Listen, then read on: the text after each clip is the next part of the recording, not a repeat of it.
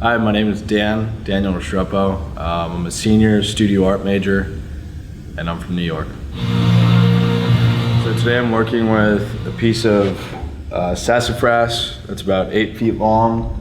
Right now I have it in this container, and I'm filling up these holes, as you can see, with some epoxy resin.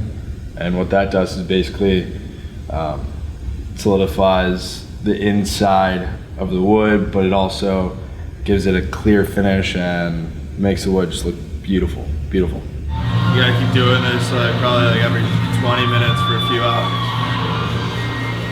but it's worth it.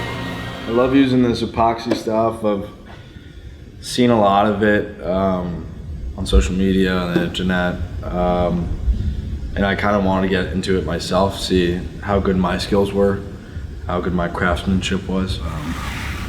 Once you pour the epoxy, you have about, I'd say, 30 minutes before it starts to heat up and harden to an extent. So before you do that, you really want to get all the air bubbles out. You want to heat up the epoxy just so all the air bubbles within the wood rise and leave the epoxy. Air bubbles don't look good. Well, of course, I'm trying to have these tables in the Peeler Art Gallery by April 19th, the student exhibition, or the show. Having one of these, I would definitely want to own one of these if I had a big enough apartment in New York. But since I don't, I kind of want to get rid of it, sell it, and give it a home. I love the functionality of wood and how easy it is to manipulate it or create what you want from wood.